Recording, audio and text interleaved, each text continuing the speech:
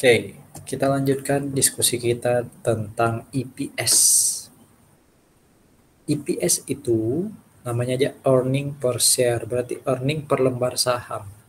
Itu cara ngitung rumusnya, itu adalah earning. Kalau earning itu saudara-saudara mungkin paham ya, di income statement paling atas itu ya, ada revenue. Ya, revenue kurangi dengan COGS itu namanya profit, gross profit. Nah, ketika gross profit dikurangi dengan operating expense namanya operating income ya. Nah, operating income dikurangi lagi dengan biaya lain-lain ya, other income and expense gitu ya, atau ditambah other income, itu nanti di bawah itu setelah dikurangi interest dan apa income tax, itu namanya kan net income. Nah, net income itu yang sebenarnya disebut earnings. Jadi kalau dengar earnings itu bukan revenue, bukan profit, tapi net income sebenarnya. Sehingga earnings per share itu adalah net income per lembar saham. Ya, net income per lembar saham. Nah, saham yang dimaksud di sini atau share yang dimaksud di sini adalah ordinary share. Jadi jangan membagi earning atau net income dengan jumlah share, tapi hanya jumlah ordinary share. Gitu ya. Nah, ini rumus ngitungnya nih. Ya, ini rumus ngitungnya. Net income dibagi jumlah lembar saham. Tapi kalau di perusahaan itu ada saham preference, maka net income-nya kurangi dulu dengan dividen saham preference. Ya, dividen saham preference. Gimana ngitung dividen saham preference? Masih ingat chapter 15 dan tadi sempat saya singgung? Gimana menghitung dividen yang akan diberikan kepada saham preference?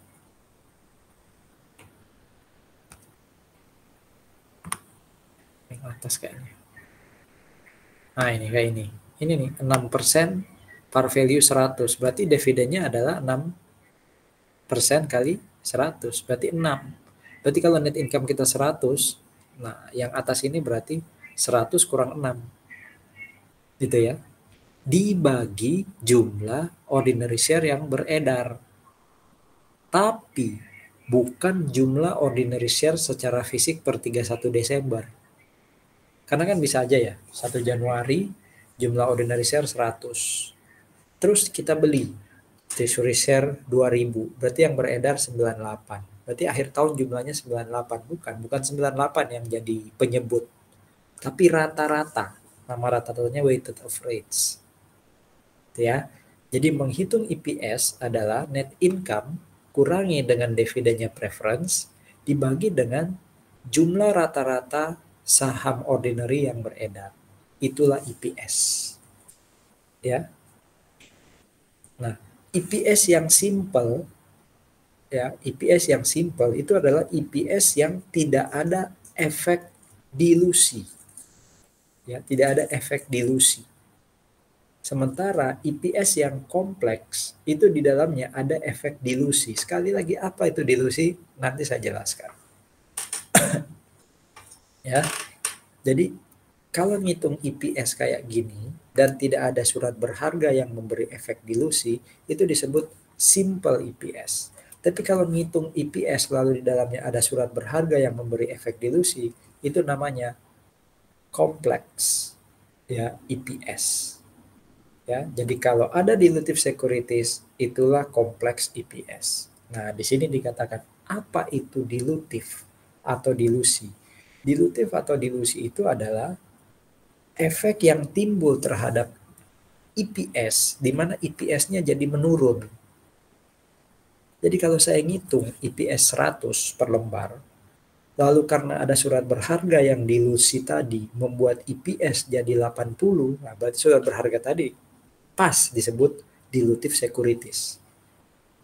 Tapi kalau EPS 100 lalu ada surat berharga macam-macam tadi ya, convertible bonds, convertible preference share, lalu ada share option, ada share warrant, malah EPS-nya jadi 120, itu bukan dilusi. Ya, itu bukan dilusi. Jadi dilutive securities atau sekuritas yang punya efek dilusi adalah kalau EPS tanpa tadi yang 4 tadi itu ya 100, Lalu ternyata masuk 4 tadi, EPS-nya jadi 95, jadi 80, jadi 75, malah menurun. Berarti 4 tadi itu disebut dilutive securities. Oke. Jadi dilutive securities adalah securities yang membuat EPS malah menurun. Itu dulu konsepnya. Jadi ini hitungan EPS yang simple atau basic atau sederhana.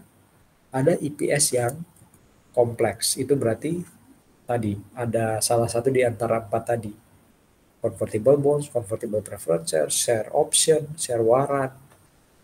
Nah, kalau ternyata kompleks EPS itu malah lebih kecil daripada simple EPS, berarti 4 ini akan disebut dilutive securities. Tapi kalau kompleks EPS malah lebih tinggi daripada simple atau basic EPS, itu bukan dilutive securities, non-dilutive securities. Itu dulu ya. Lanjut. Bagaimana menghitung weighted average ordinary share?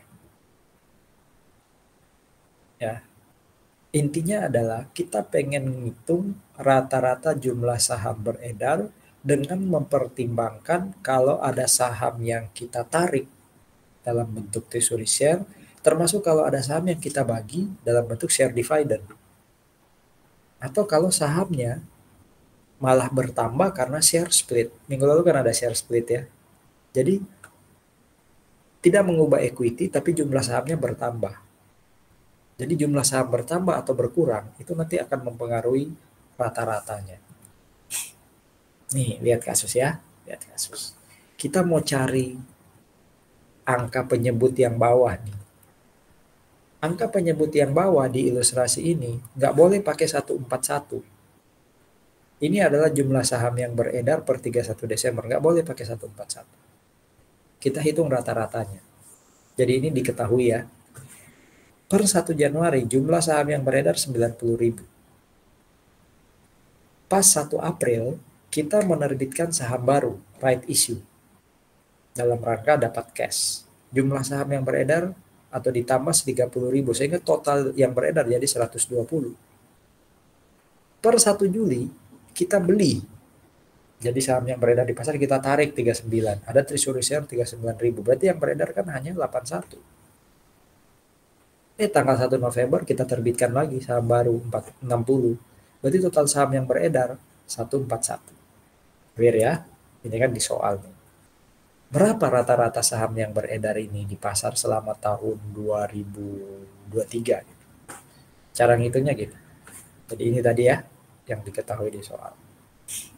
Dari 1 Januari sampai 1 April kan yang beredar 90 ya. Nah 90.000 itu beredarnya kan 3 bulan. Januari, Februari, Maret. Anda jangan berpikir terlalu ekstrim ya Pak. Gimana kalau itu bukan 1 April tapi 28 Februari? Ya udah, kita kalau mau kejam-kejaman gitu berarti pembaginya bukan 12 tapi 365. Itu 366 hari, ya kan? Nah, ini dibuat gampang. 1 April berarti 90.000 ini kan beredar dari 1 Januari sampai akhir Maret. 3 bulan. Nah, 3 per 12 kali 90 berarti 22,5. Nah, mulai 1 April kan bertambah 30. Berarti total saham yang beredar 120.000. 120.000 itu bertahan selama April, Mei, Juni. Karena di Juli kan dibeli 39. Berarti 120.000 itu dikali 3 per 12. April, Mei, Juni. Ketemu 30.000. Nah, mulai 1 Juli, saham yang beredar 81. Berubah 81 itu per 1 November. Berarti kan 81 itu bertahan selama Juli, Agustus, September, Oktober. Berarti kan 4 bulan. Berarti 81 kali 4 bulan. Nah jumlah 141 itu kan dimulai di November dan Desember. Berarti 2 per 12. Ya, 2 per 12. Bagaimana kalau 60 ini dilakukannya di 1 Desember? Berarti ini kali 5 per 12, ini kali 1 per 12. Bagaimana kalau 60.000 ini per 31 Desember? Ya berarti 81.000 ini kali 6 per 12. 141 kali 0 per 12. Gitu ya. Intinya di proporsional ini kalau di total pembilangnya pasti 12 ya. 3 tambah 3, 6 tambah 4 tambah 2. Nah, yang disebut weighted average ordinary share outstanding yang jadi penyebut itu adalah angka 103, bukan 141. Sampai di sini ada pertanyaan?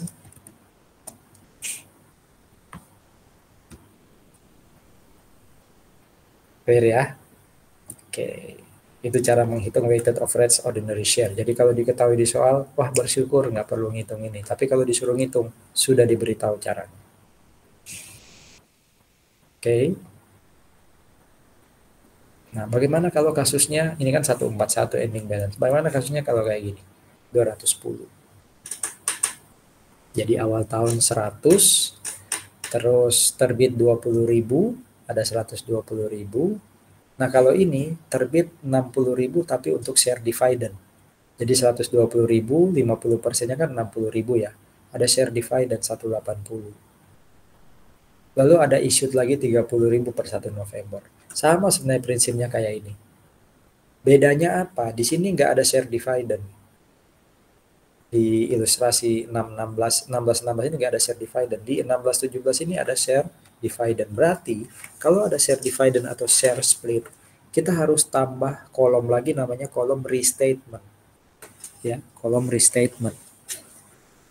Anggap aja kalau ini bukan share dividend ya, tapi menerbitkan 60.000 lembar saham tambahan untuk memperoleh cash. Berarti kita nggak perlu restatement. Tapi karena ada share dividend, maka periode ini ya, kayak gini ya. Periode sebelum terjadinya share dividend itu harus dikali sebesar 1 plus berapa besar share dividendnya. Kalau di sini 50% berarti 1 plus 0,5. Kalau 20% share dividendnya 1 plus 0,2. Jadi 1,5 ini dapatnya dari 1 plus 50% share dividend. Nah, kita cut ya. Jumlah atau periode terjadinya share dividend itu kan yang 100.000 sama yang 120.000. Karena share dividendnya kan terjadinya di sini ya. Berarti yang 100 dan 120.000 itu nanti butuh kolom tambahannya namanya restatement. Kalau yang ini kan nggak ada restatement. Karena nggak ada share dividend, nggak ada share split. Kalau ada share split sama loh kasusnya, ada kolom restatement. Anggap aja ini nggak ada restatement ya. Jadi ini anggap aja 60.000 share tambahan karena cash. Ya sudah, 100.000 ini beredar berapa lama? Januari, Februari, berarti 2 per 12. 120.000 ini beredar berapa lama? Maret, April, Mei, berarti 3 per 12. Terus 180.000 beredar berapa lama? Juni, Juli, Agustus, September, Oktober, berarti 4 per Juni, Juli, Agustus, September, Oktober, 5 per 12. 210 ini berapa lama? November, Desember, 2 per 12. Itu kalau tidak ada share dividend. Tapi karena ada share dividend, maka periode sebelum share dividend sekali lagi berarti yang 100 dan 120 itu harus dikali dengan restatement. Termasuk tadi ya, ada share split. Share splitnya 1 jadi 2, berarti kan 50% ya, berarti 1,5. Kalau 1 jadi 3, berarti sekitar 33%, 1,33. Itu aja bedanya dengan yang tadi. Jadi ada pengali namanya restatement. Intinya kita mau cari yang penyebutnya tadi ya, weighted average ordinary share outstanding. Ya, ketemunya 180. Ada pertanyaan dulu.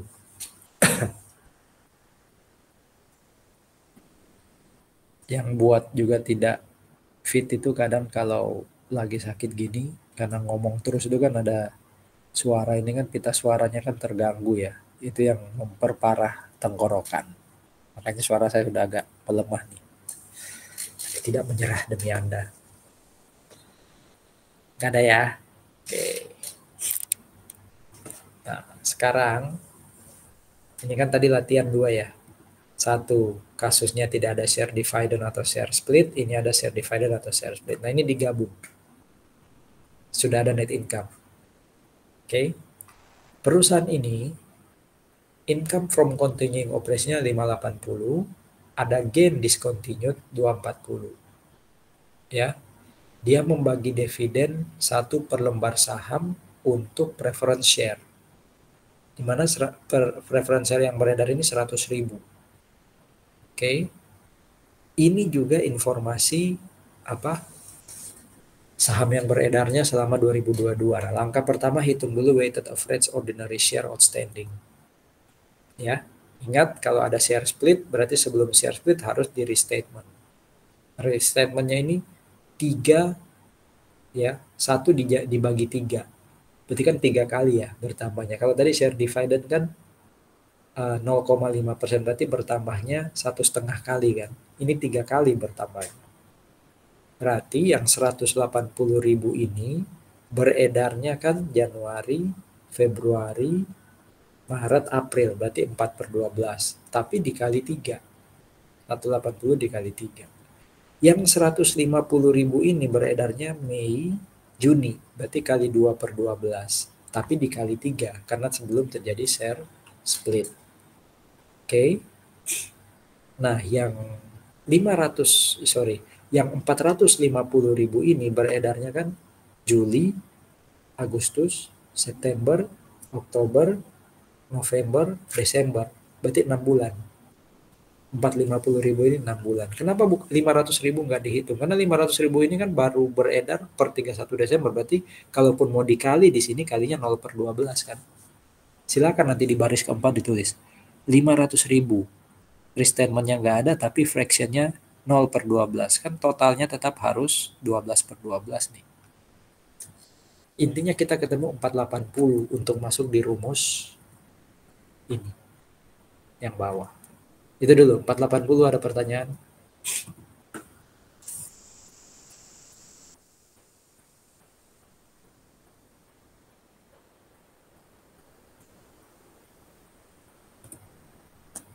Nggak ada ya?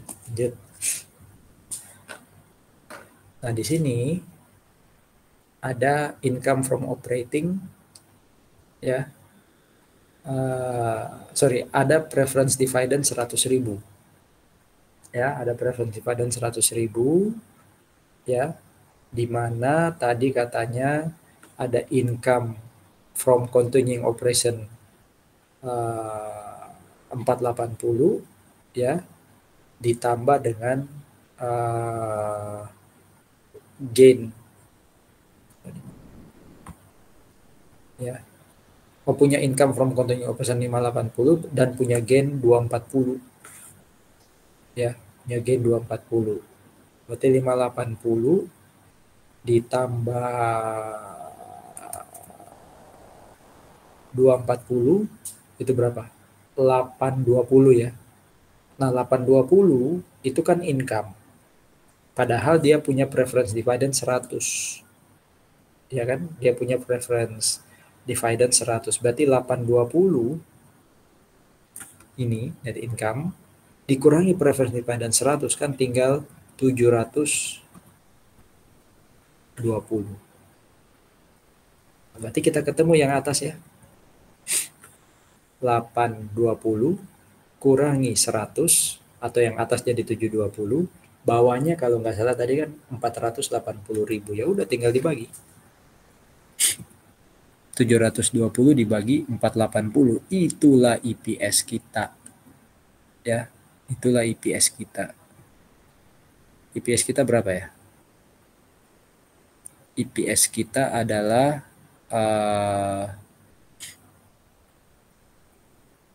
720 dibagi 480. Betul ya, 1,5 sebentar. 720.000 dibagi 480.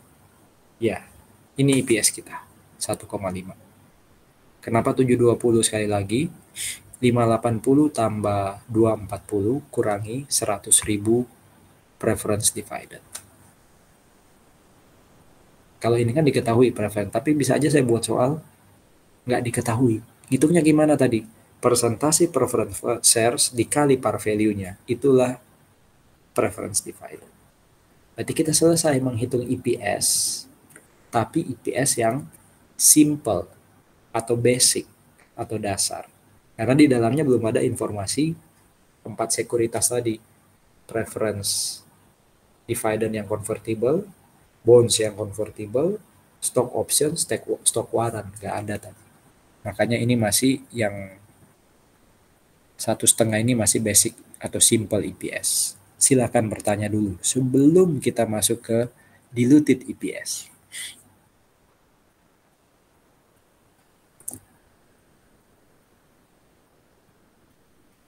Nggak ada ya?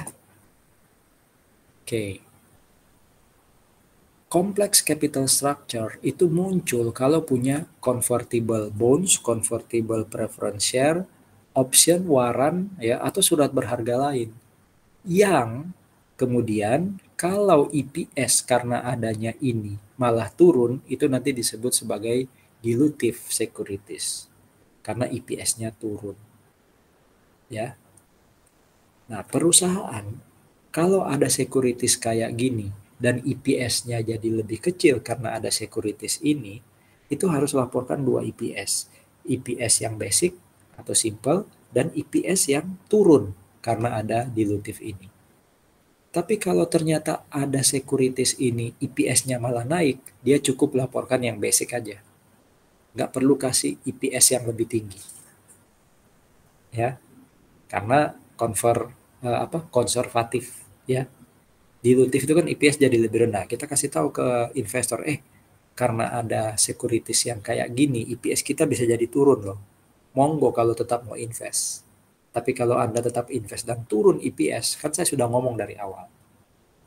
Tapi kalau ternyata adanya ini membuat EPS malah naik, nggak usah disajikan. Supaya tidak jadi harapan palsu. Ya, konservatif. Ya, ini basic EPS tadi. Kalau ada convertible dan membuat atau waran membuat EPS malah turun, itu yang disebut dilutive EPS atau diluted EPS. Kalau malah basic EPS malah naik karena adanya convertible dan option waran tadi, itu yang disebut anti dilutive. Ya, anti dilutive, dan anti dilutive tidak perlu disajikan, hanya kalau dilutive EPS. Nah, gimana ngitung EPS yang ada efek dilusi? Ada 2 metode. Metode pertama namanya if convert. Kata-kata if convert itu artinya belum tentu di convert. Karena ada convertible bonds. Convertible bonds itu kan bonds yang di convert jadi ordinary share. Nah, if convert itu artinya apa?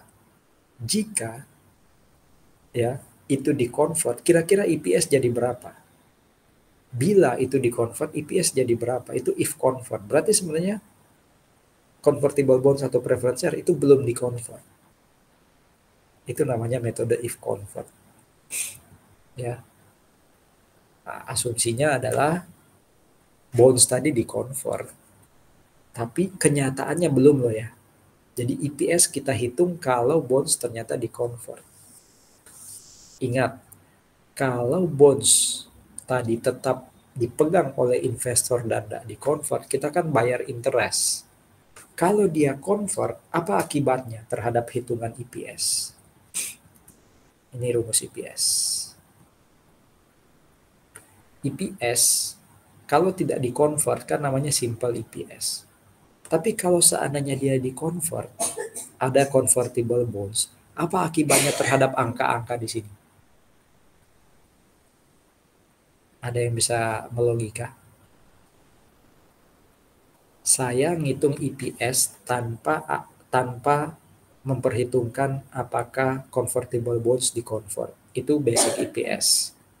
Kalau saya ngitung EPS dengan asumsi convertible bonds di-convert, apa akibatnya terhadap angka-angka di sini? Ada yang bisa melogika?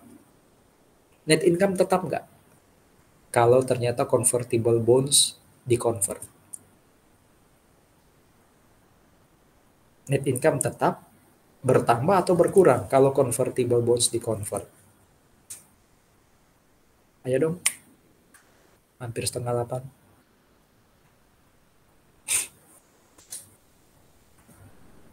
Kalau convertible bonds tetap ada, kan kita bayar interest. Kalau itu di-convert, kita bayar interest nggak? Itu dulu dijawab. Kalau bonds-nya di-convert, kita bayar interest nggak?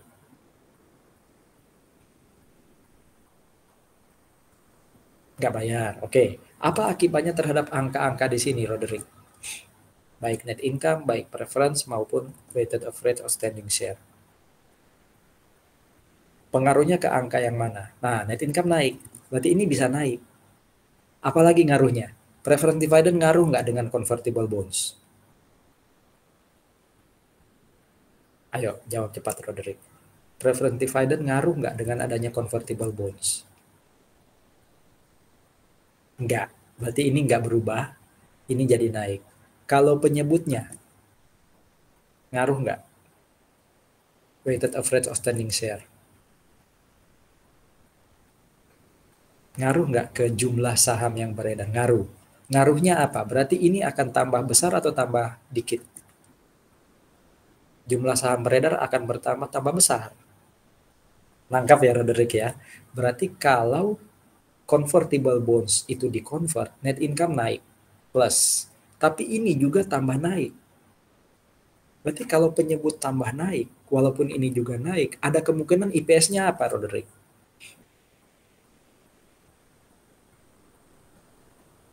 Kalau penyebutnya tambah besar. Karena bertambah kan jumlah saham yang apa akibatnya terhadap hitungan IPS kita? Tambah kecil. Berarti kalau kita hitung jumlah saham beredar bertambah, walaupun net income juga bertambah, padahal yang di bawah ini lebih banyak, IPS bisa jadi lebih kecil. Kalau IPS lebih kecil, tadi namanya diluted. Ayo kita praktikkan if convert method. Ya.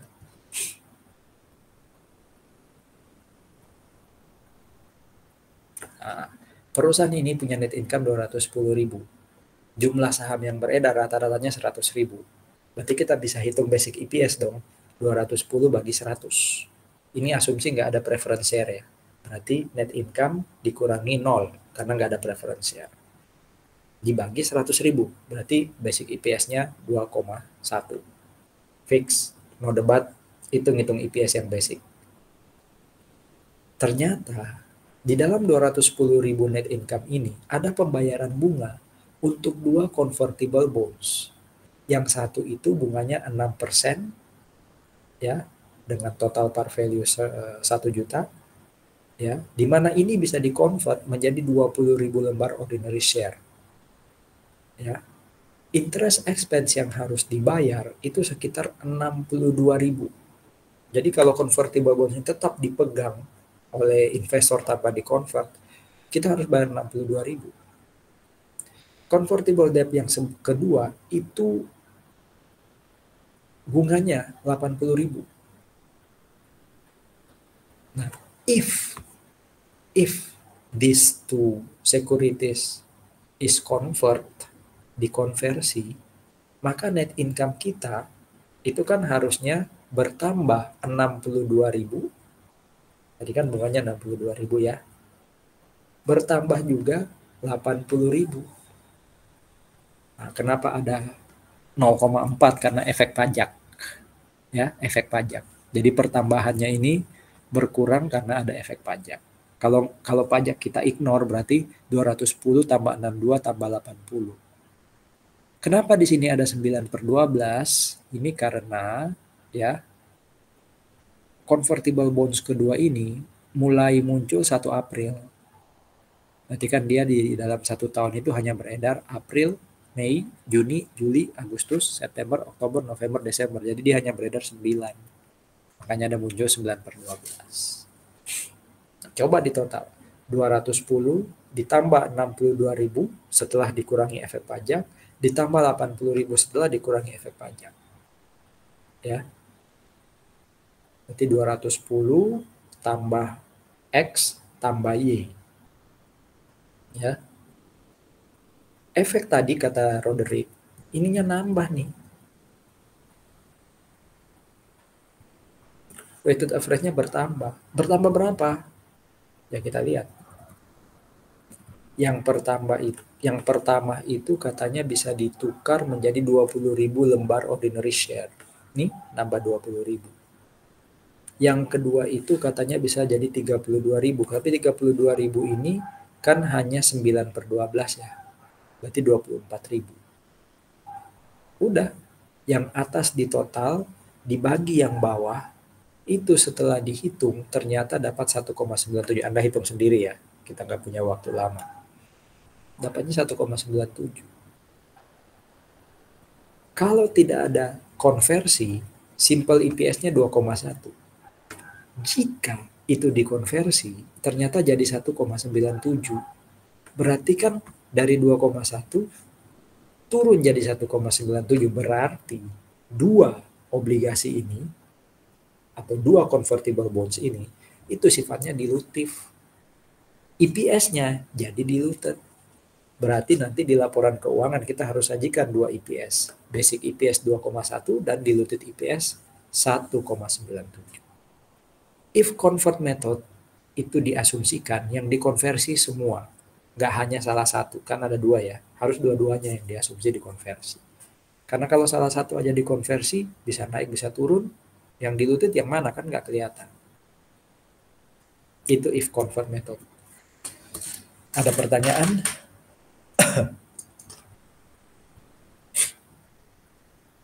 Ya, ini net income-nya jadi 283 ya. Ini weighted average-nya jadi 144. 283 dibagi 144, ya, itu jadi 1,97. Kalau basicnya kan tadi 210 bagi 100, 2,1 kan turun. Nah, berarti nanti di laporan keuangan harus disajikan basic 2,1, diluted 1,97. Tapi apakah betul si investor akan convert? Belum tentu. Ini hanya jaga-jaga kalau mereka convert EPS turun loh. Wahai investor, kamu tetap mau invest nggak di saya kalau EPS saya turun? Ya, jadi apa? Kayak lagunya Maroon 5 kayaknya ya, saya lupa judulnya tuh. Kalau aku berubah jadi lebih jelek, ya, kamu masih tetap sayang aku nggak? Na na na na na na na na na na na na. Saya lupa judulnya apa tuh. Ya, if I show you my bed atau my flame gitu ya. Would you still love me the same? Nah, kalau EPS-ku turun, would you still invest me the same? Nah, itu maksudnya. Seandainya nih dihitung ternyata EPS-nya 2,1, 2,2, 2,3, maka yang bawah nggak perlu disajikan karena itu anti dilutif. Sebelum kita lihat anti dilutif, ada pertanyaan nggak? Dilutif securities.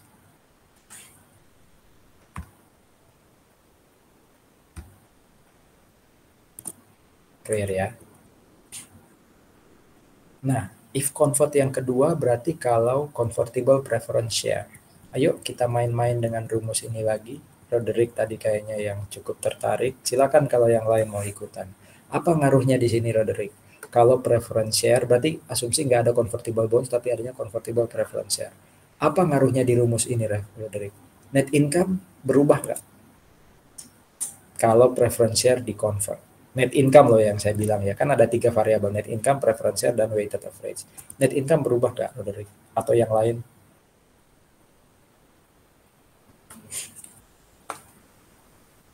Nggak berubah. Ya. Apa akibatnya terhadap preference dividend kalau itu di-convert? Preference dividend bertambah atau malah berkurang? Turun, jadi nol pasti. Ya tergantung asumsinya ya. Preference yang di... Jadi if convert sekali lagi, asumsinya semua di-convert, berarti ini jadi nol. Berarti pembilang kita jadi lebih besar. Net income awalnya dikurangi 100 contoh ya. Sekarang net income kurang 0. Berarti pembilang kita naik. Kalau bawahnya berubah nggak? Weighted average ordinary share. Berubah nggak? Nggak berubah. Convertible preference share itu tidak merubah angka bawah. Kalau itu di-convert, berubah nggak? Berubah. Bertambah atau lebih kecil yang bawah?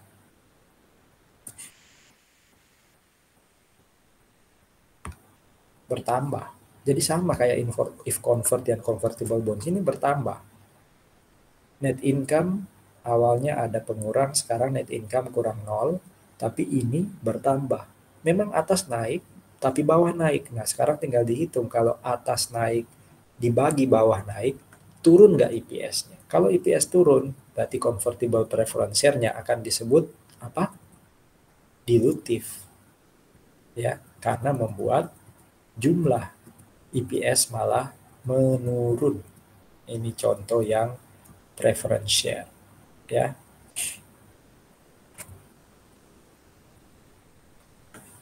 Dia punya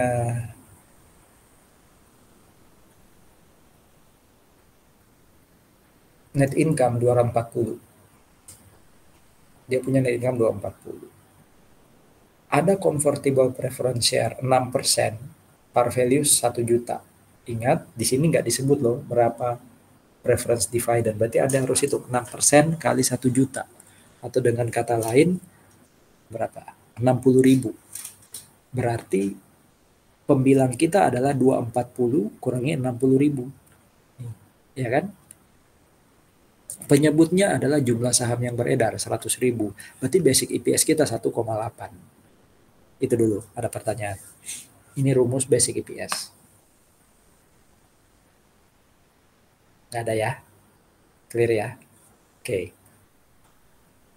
Preference share ini bisa ditukar, masing-masing preference bisa ditukar dengan 5 ordinary share. Ya, 5 ordinary share.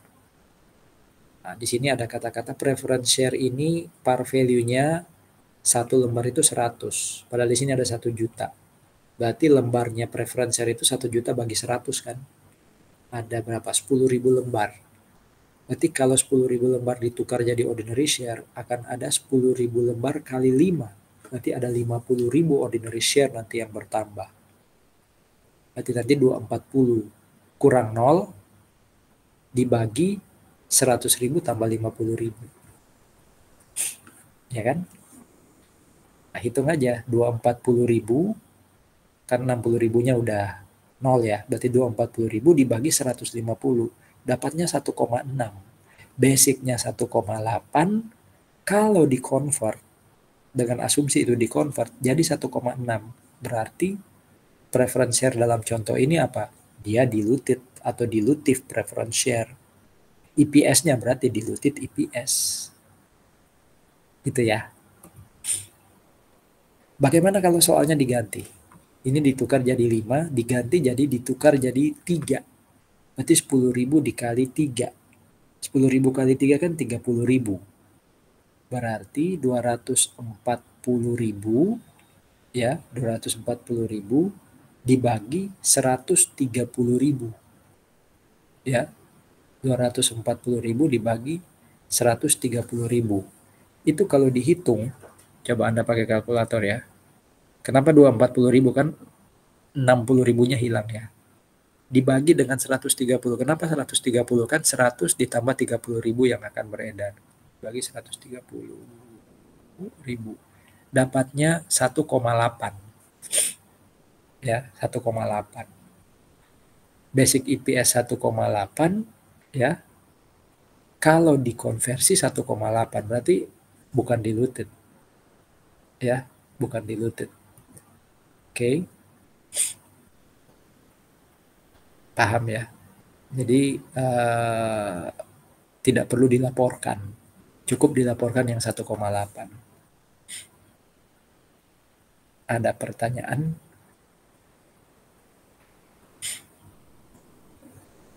.84 sih tepatnya kalau di 240.000 dibagi 130 1,84.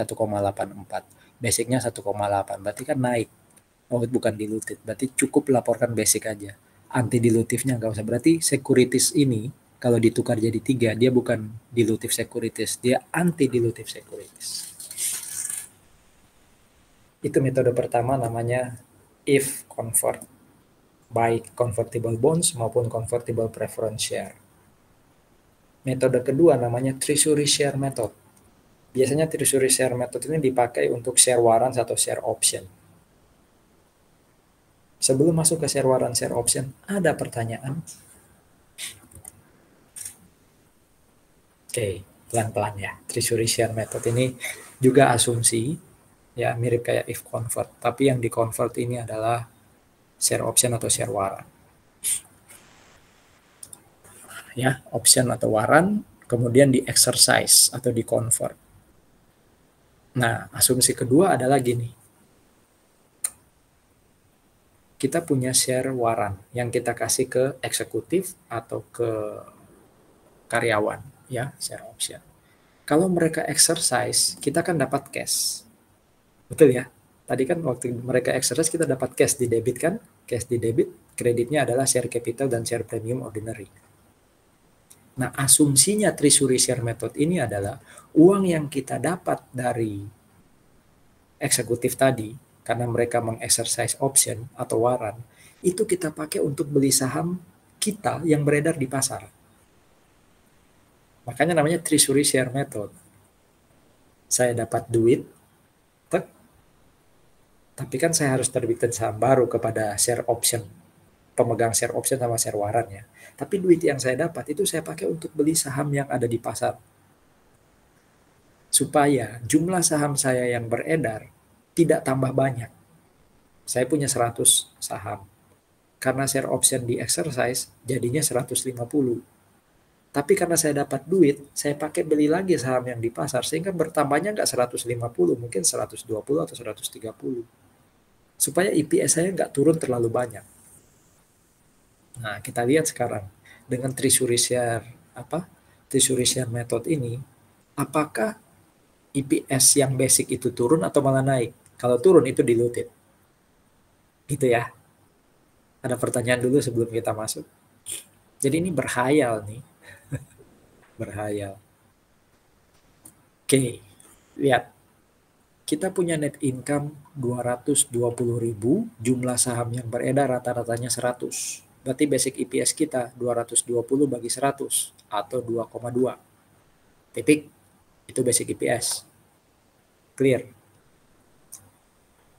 Ternyata option yang beredar di pasar, ya, yang ada di investor atau yang ada di eksekutif atau di karyawan, itu 5.000 lembar option, di mana harga saham yang tertera di option itu 20 per lembar. Jadi kalau dipakai sama mereka, kita bisa dapat uang 5.000 dikali 20.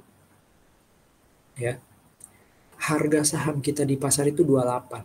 Berarti untung mereka kalau mereka convert atau exercise, ya kan? Daripada mereka beli 28, mereka bayar 20 tok ke kita. Apa akibatnya ke rumus kita? Akibatnya ke rumus kita itu jumlah saham beredar tambah banyak. Ya, jumlah saham beredar tambah banyak. Kalau net income dan preferred dividend nggak ngaruh. Ya, nggak ngaruh. Tapi jumlah saham beredar bertambah, berarti ini bisa jadi secara logika matematika pasti turun, berarti akan dilutif. Nah, supaya tidak dilutif, berarti jumlah saham yang beredar bertambah ini tidak banyak-banyak amat, saya beli saham saya di pasar dari uang yang saya dapat. Kita lihat sekarang. Saya punya option beredar 5.000. Kalau dia exercise, saya dapat uang 100.000. Ya kan, 5.000 kali 20. Nah, kalau 100.000 ini saya pakai untuk beli saham saya di pasar itu harganya 28 loh. Berarti saya bisa dapat saham sekitar 100.000 bagi 28, sekitar 3.571 lembar. Ya, 3.571 lembar.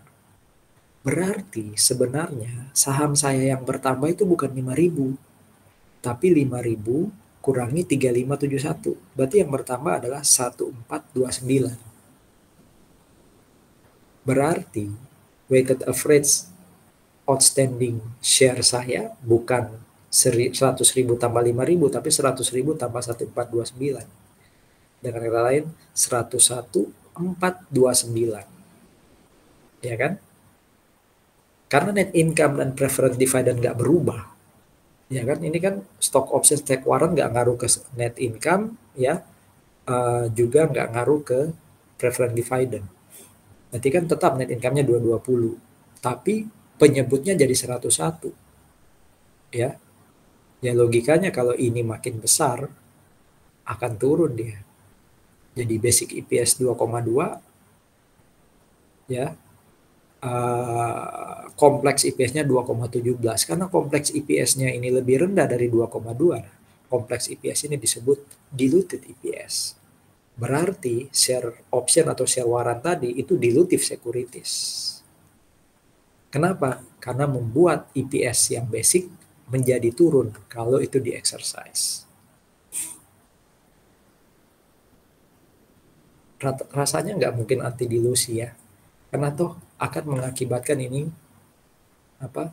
naik ya, 100.000 akan naik. Kecuali harga pasar saham kita kecil banget sehingga saya bisa dapat jumlah saham yang saya beli kembali di atas 5.000.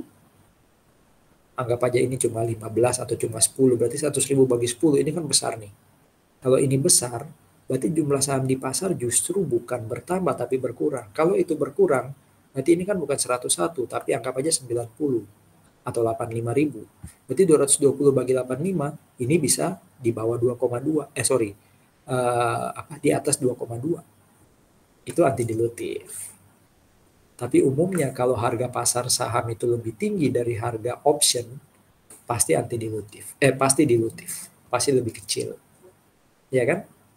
Secara matematika pasti proven. Pasti dilutif. Dengan demikian sebenarnya bahasan kita selesai. Ya, jadi ingat kalau bicara EPS, yang disajikan itu pasti basic EPS. Kompleks EPS akan disajikan kalau kompleks EPS-nya ternyata lebih rendah. Kompleks EPS yang lebih rendah itu yang disebut diluted EPS. Sekuritas yang membuat EPS jadi diluted itu disebut dilutive securities. Oke. Kalau yang ini mungkin tidak perlu dipelajari ya, yang bagian ketiga, learning objective 6 ini nggak perlu dipelajari. Ya. Kita berhenti di diluted EPS. Silakan ketua kelas di-share absensi ya Pak ya? Ininya